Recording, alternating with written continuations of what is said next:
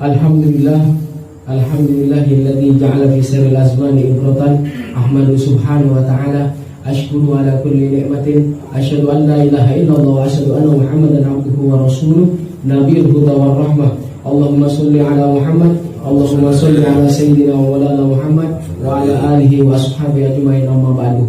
Alhamdulillahirabbil alamin, puji syukur kehadirat Allah Subhanahu wa taala yang telah memberikan kita nikmat iman, nikmat Islam, nikmat sehingga kita dapat melanjutkan hidup ini, dan semoga apa yang menjadi hidup kita sampai akhir hayat kita menjadi ibadah kepada Allah Subhanahu wa taala. Sholawat dan salam tak lupa kita haturkan kepada junjungan kita Nabi besar Muhammad sallallahu alaihi wasallam yang telah membawa kita dari zaman kegelapan ke zaman yang terang benderang, sehingga sampai saat ini kita dapat mengarungi kehidupan yang indah ini.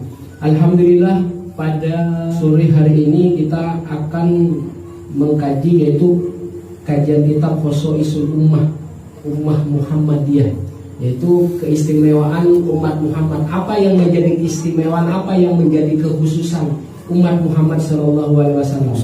Dan pada sore hari ini kita akan membahas tentang umat ja'alahum ummatan wasato.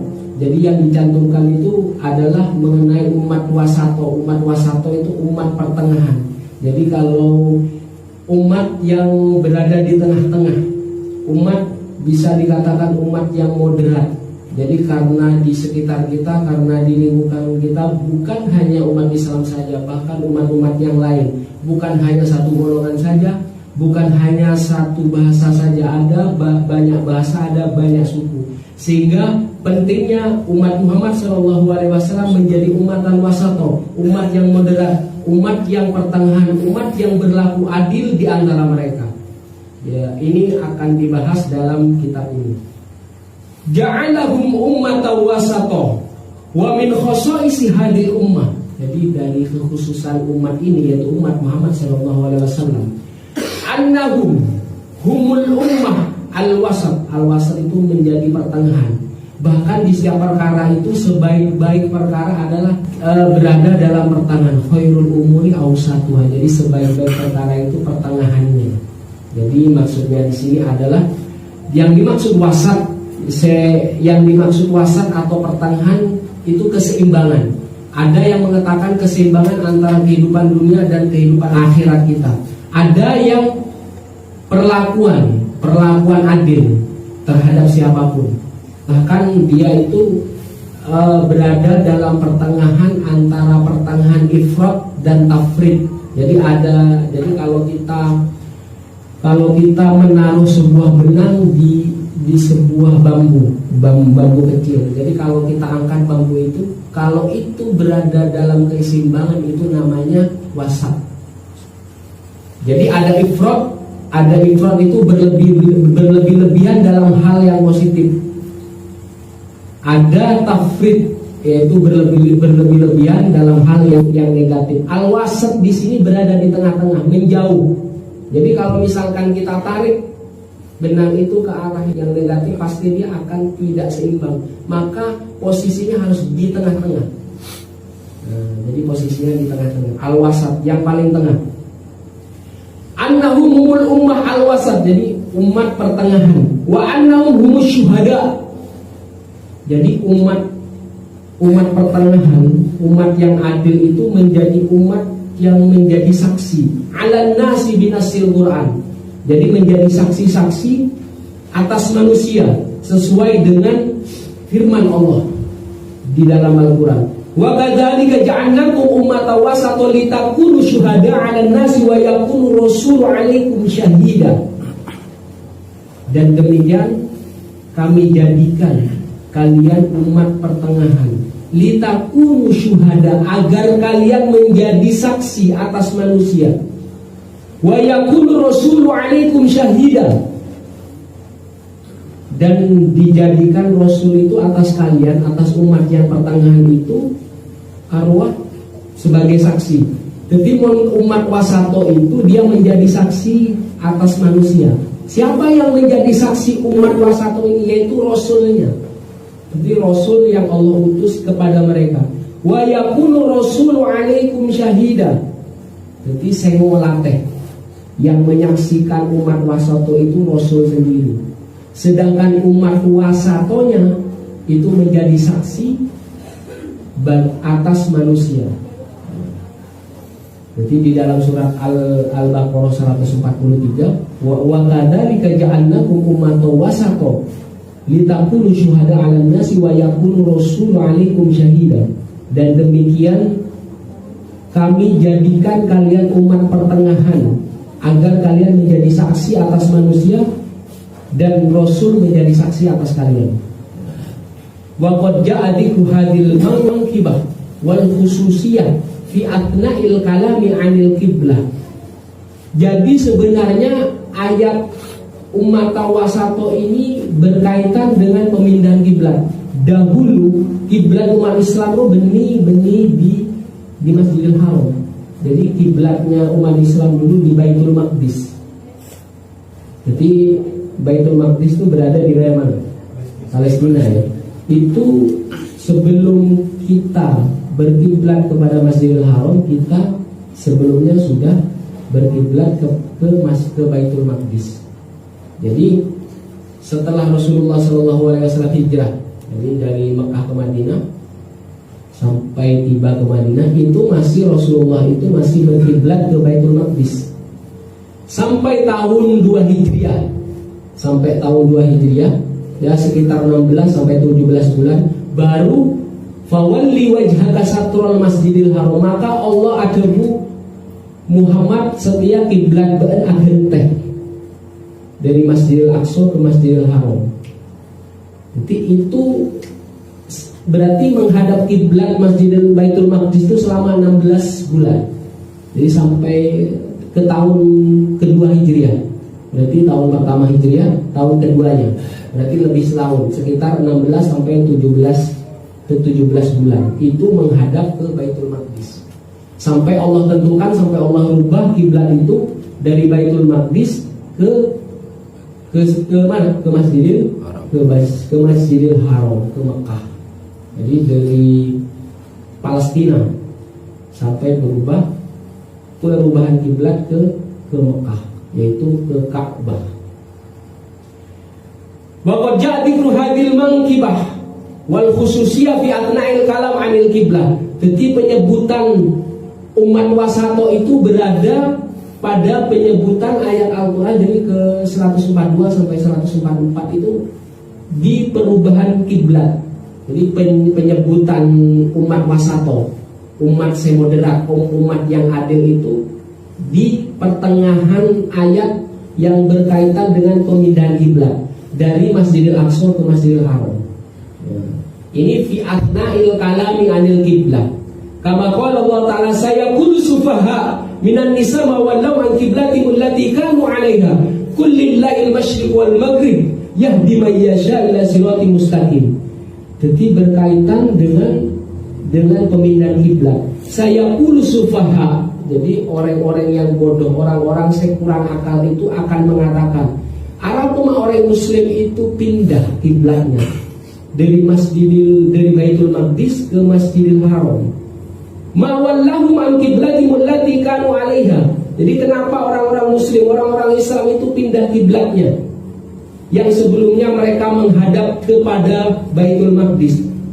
Maka wahai Muhammad, katakanlah kepada mereka, qul lillahil masyriq wal maghrib, katakanlah sesungguhnya milik Allah itu arah timur dan arah barat, yahdi may yasha ila siratal mustaqim. Allah beri petunjuk ke orang-orang yang kesukaan Allah, ila siratal mustaqim, ke jalan yang lurus. Ya terserah Allah mau dia mengganti kiblatnya, karena sebenarnya arah timur barat itu milik Allah. Jadi itu.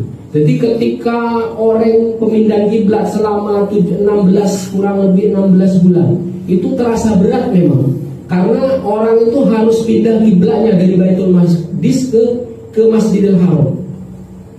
Jadi memang Allah ingin tahu, edin mesti orang-orang yang mengikuti Rasul atau orang-orang yang mengingkarinya. Nah itu. Jadi kebanyakan mereka bertanya, jadi kenapa orang-orang Muslim itu mereka berpaling dari kiblat sebelumnya. Kenapa alasannya? Karena dihubungi Allah. Karena kita taat kepada firman Allah dan sabda Rasulullah Shallallahu Alaihi Wasallam. Gitu. Agar apa? Agar Allah tahu ketika pemindahan kiblat itu, agar Allah tahu siapa yang benar-benar mengikuti Allah dan Rasulnya, dan siapa orang-orang yang mengingkari mereka. Karena sesungguhnya pemindahan kiblat itu bukan apa-apa, bukan suatu masalah serajem. Karena sebenarnya segala bentuk arah itu sebenarnya hakikatnya milik Allah. Arah timur, arah barat, arah selatan, dan arah utara semuanya milik Allah. Bumi semuanya milik Allah. Jadi mau dipindahkan kemana itu kesukaan Allah, kehendak Allah. Allah ingin tahu siapa yang mengikuti Rasul, siapa yang ongku-ongku yang yakin kepada Allah dan Rasulnya, dan siapa-siapa yang mengingkarinya. Wa hasilul amri annahu qad kana yastaqbilu fil madinatil munawwarati baitul maqdis. Jadi makanya ketika Rasulullah hijrah dari Mekah ke Madinah tahun pertama, Arwah masih menghadap ke arah Baitul Maqdis. Baru tahun kedua berarti dia dapat waktu 16 bulan, kurang lebih 16 sampai 17 bulan. Yastaqbilu fil madinatil munawwarati Baitul Maqdis. Jadi mengarah ke kiblat Baitul Maqdis itu semenjak berada di Madinah. Wa kana yukthir du'a wal intihal ay yuwajjaha ila al-ka'bati allati hiya qiblatu Ibrahim alaihi salam fa ujiba ila dzalika wa umira bitawajjuh ila al-baitil atiq. Jadi memang sebenarnya Rasulullah itu mengharap kiblatnya itu berkiblat kepada Masjidil Haram. Kenapa? Karena itu menjadi kiblatnya Ibrahim. Jadi kiblatnya Ibrahim. Fa ujiba ila dalika, maka Allah wajibkan perubahan kiblat dari Baitul Maqdis ke Masjidil Haram. Wa umira bitawajjuh ila al-baitil atiq, dan disuruh kita itu bertawajjuh menghadap. Jadi kan mustaqbilal kiblat. Jadi disuruh bertawajjuh, esoro menghadap ke Baitul Atiq, ke Masjidil Haram, ke Ka'bah. Hasala li ba'din nasi min ahli nifaqi wal raibi wal kafrati minal yahud irtiyaban wa zaid 'anil huda wa takhabbut wa syaqu. Jadi ketika Allah nyoro, jadi habis 16 bulan setelah Rasulullah hijrah, Allah orang langsung nyuruh berubah kiblatnya.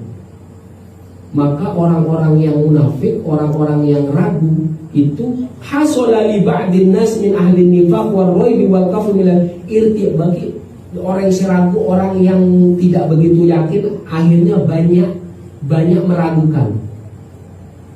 Sampai hidayah Allah itu bengkok, wa takhaffutin wa syakkin, sampai mereka itu ragu. Wa qalu ma wallahu an qiblatihim allati kanu 'alaiha. Jadi ketika Allah akhirnya perubahan kiblat, mereka itu kaget. Apa orang-orang Islam itu kok merubah kiblatnya dari Baitul Maqdis menuju Masjidil Haram?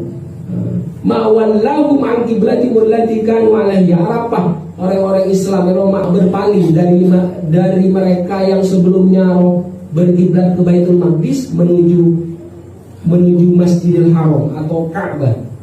Fa anzalallahu jawabahum fi qali kul. Akhir Allah menjawab, qul lillahil masyriq wal maghrib. Katakanlah Muhammad, sesungguhnya qul lillah, milik Allah arah timur dan arah barat.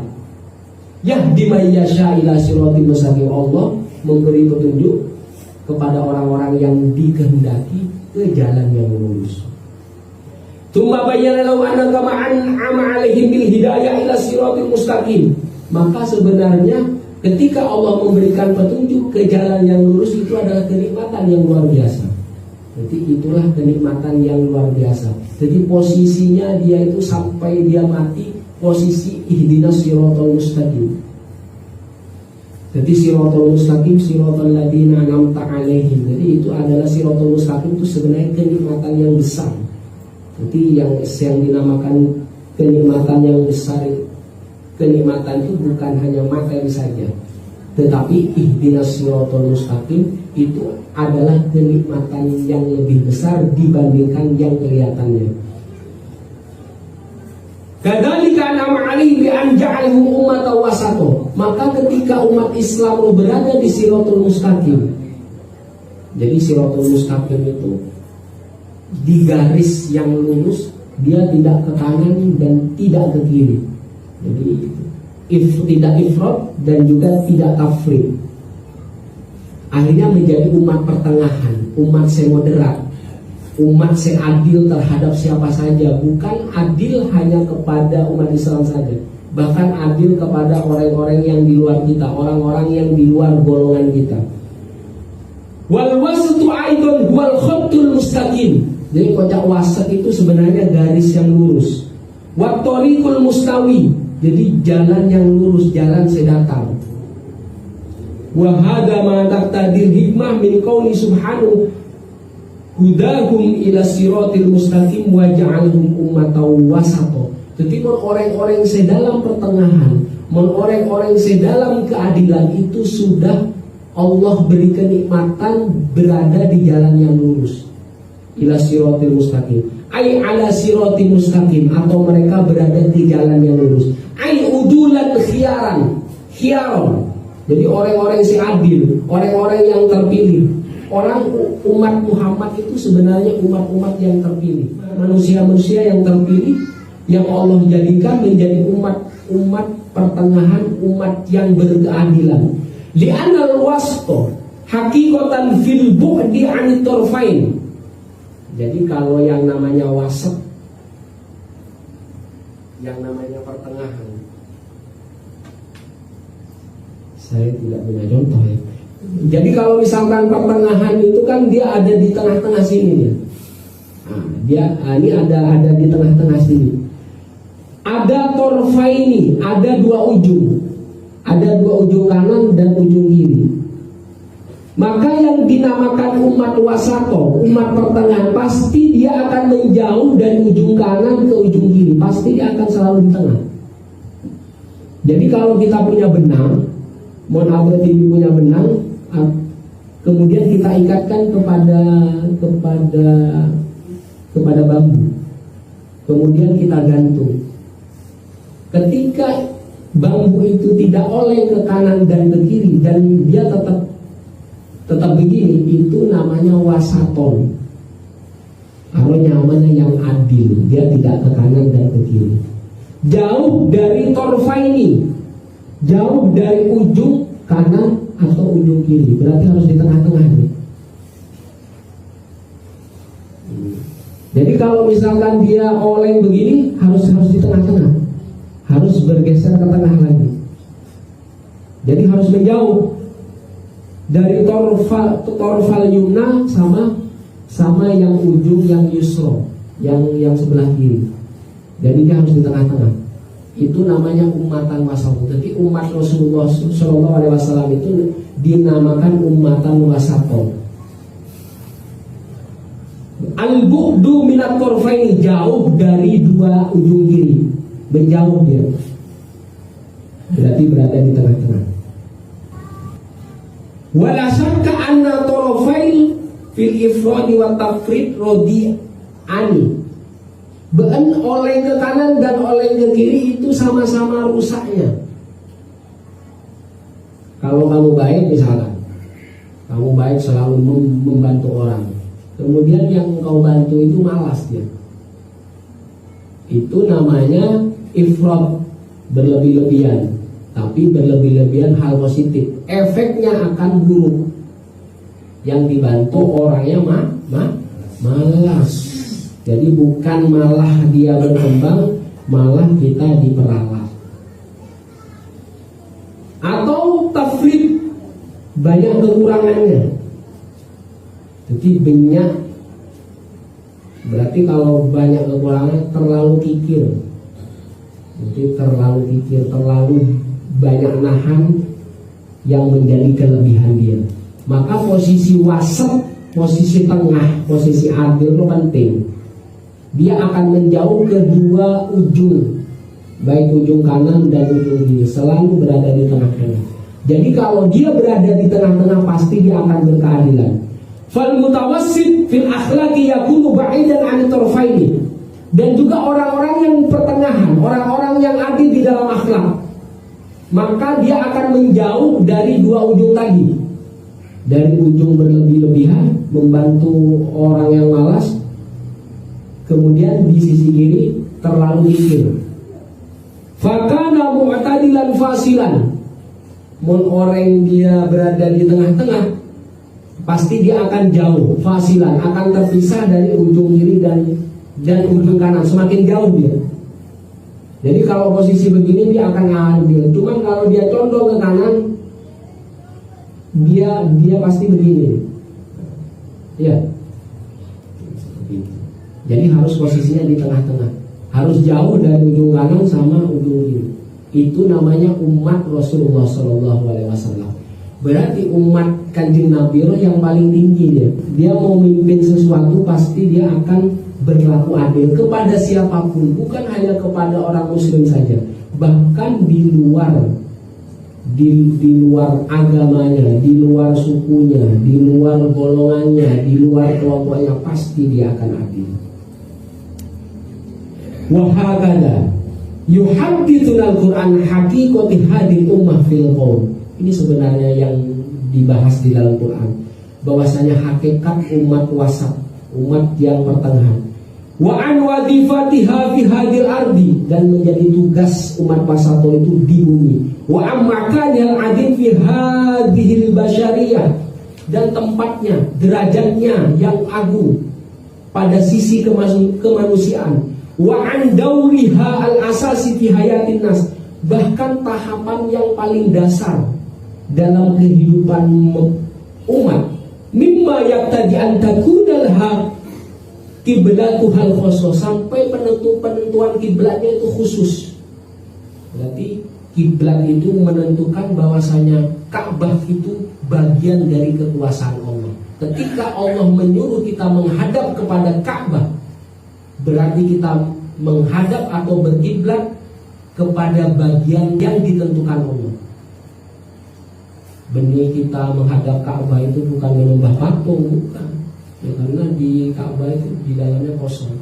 Itu menyembah kekuasaan Allah, menyembah ketentuan Allah, yang akhirnya adalah menyembah Allah. Jadi kalau kita kan tidak tahu Allah itu ada di mana. Jadi kalau kita menentukan musolli fardhu asri arba rakaat mustaqbilal qiblati adaan lillahi ta'ala, sudah Allahu Akbar. Jadi ketika sudah takbiratul ihram, sesuatu yang selain Allah itu haram hukumnya, maka seolah-olah kita bercakap-cakap dengan Allah. Jadi kocak takbiratul ihram, jadi setelah takbiratul ihram Allahu Akbar, selain Allah dilarang.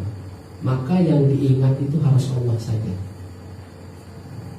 Jadi mustaqbilal kiblat kemana?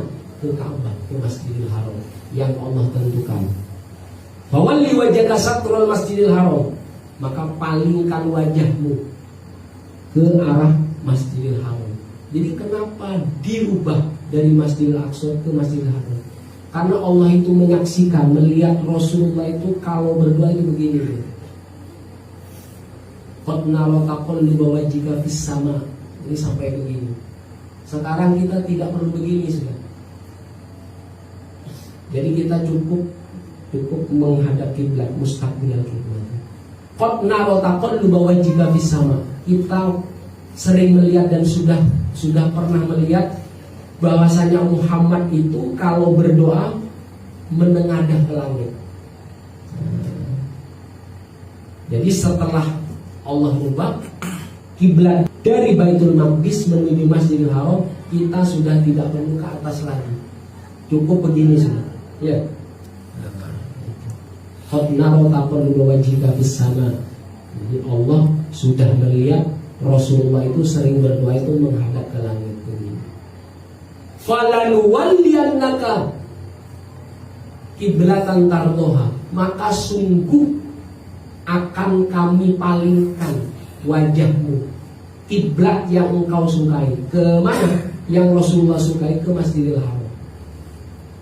Jadi itu dari Baitul Maqdis selama kurang lebih 16 bulan sampai 17 bulan semenjak hijrah, baru Allah ubah kiblat itu ke arah Masjidil Haram. Jadi dari Palestina ke Makkah. Sampai kiblatnya khusus, mau dimanapun saja harus satu.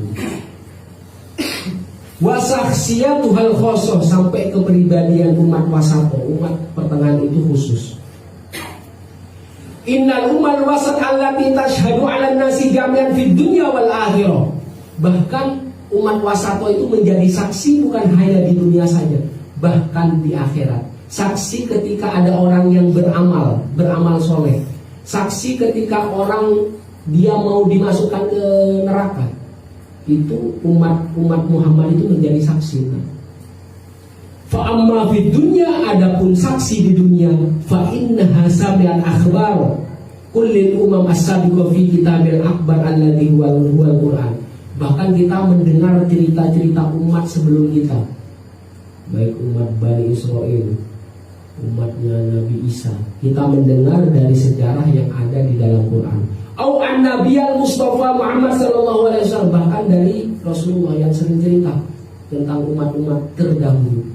Fi ma ja'anan fatasru akhbarul usab wal muti'in wal musaddiqin wal mukadzibin wa jazaa kullin wa tasfa akhbarul anbiya wal mursalin wal auliya wal salihin wa a'maluhum wa jihadahum wa tadhiyatuhum wa ma laqau an anatin wa ta'bin wa masyaqqatin. Bahkan semuanya Allah ceritakan, Rasulullah ceritakan, sampaikan tentang perihal para nabi dan para rasul, para wali, orang-orang soleh, pekerjaan mereka, pengabdian mereka, pengorbanan mereka. Bahkan mereka menghadapi banyak kesulitan, kecapean dan kesukaran. Tsumma tubdi ra'yaha fihim wa tazinu qimatahum. Bahkan kita bisa membandingkan, menjadi contoh. Jadi kalau yang baik kita contoh, jadi kalau yang tidak baik kita singkirkan.